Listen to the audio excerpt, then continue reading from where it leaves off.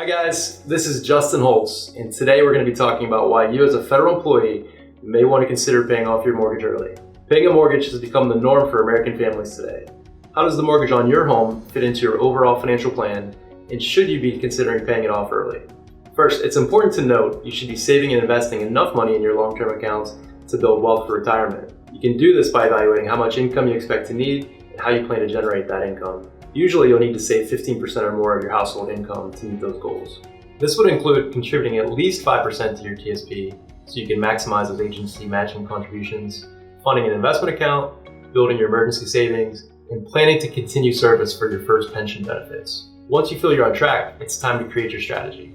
Let's get started by examining a few reasons in favor of a paid-out strategy. First reason, reduce tax advantages. Many of the tax benefits of owning a home and a mortgage have been significantly reduced with the Tax Reform Act of 2018. The standard deduction for 2019 is $12,200 filing single, $24,400 if you're married filing jointly. These higher limits are allowing fewer people to itemize their expenses. The good news is you may not need to itemize, but it also negates the value of the mortgage interest deduction. The second reason is what we like to call the trouble years. The most recent OPM report shows the average age for federal retirement is now close to 62 years old. Bridging the retirement income gap between your federal retirement and your full retirement age for Social Security benefits, which is 66 and older, can be tricky. The trouble years, we like to call them, have certain challenges and present really difficult choices related to producing that retirement income. Many employees ask, do I need to take my Social Security benefit early, or should I tap into my TSP or investment accounts for that needed income? As housing is often the largest household expense for families, reducing this expense may create the extra breathing room in your budget and potentially change your need for retirement income. Take Robin and John, for example. They were evaluating retiring at age 62, with about 10 years to go. Their projections were falling short without tapping into their Social Security early. So by looking at restructuring their budget to allow extra savings to go towards paying down their mortgage, we've created the flexibility they need to now move forward and potentially retire on time at age 62. Another reason is maintaining debt in favor of other investments. Carrying mortgage debt in order to fund other investments creates leverage on your balance sheet. While equity markets may carry a risk premium in the form of higher potential returns, they also carry a lot more risk. There's no guarantee of any return on your investment. Many people will argue for putting the extra money to work in those potentially higher yielding investments with interest rates currently at their historic lows. But the risk is a personal preference, and many prefer balance and diversification. Remember, you may already be contributing 15% or more toward your investments. Paying down your mortgage will provide a guaranteed return in the form of saved interest, and mortgage returns are non-correlated to the stock market. Okay, so how do we get started? First, we have to establish an ideal payoff date. When do you want to have your house paid for? If you currently own a 30-year mortgage, it doesn't mean that you can't pay it as a 15 or 20-year loan.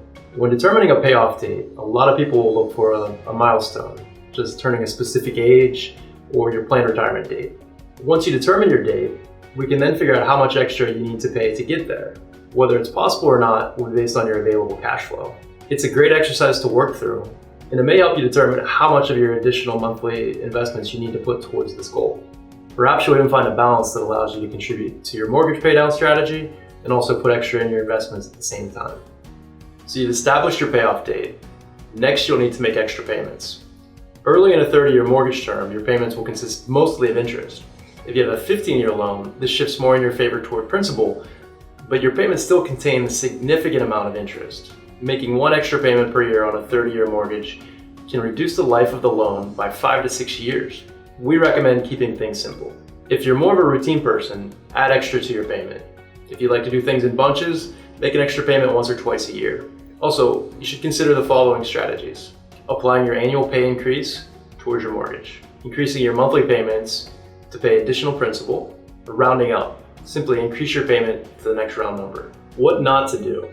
Generally, it's not a good idea to withdraw from a TSP or an IRA to pay off your mortgage. If you withdraw before you turn 59 and a half, you may incur tax and penalties. Even if you wait, taking a large distribution from a retirement plan could potentially push you into a higher tax bracket and significantly reduce the value of your investment. So, what are your goals for retirement income and how do you plan to meet them? If you'd like to discuss your plan, I welcome you to schedule a call. Thank you for watching today. We hope you found this valuable. And if you have any questions on anything related to a mortgage paydown strategy or your retirement plan, please reach out. We'd love to hear from you and welcome you to schedule an introductory call.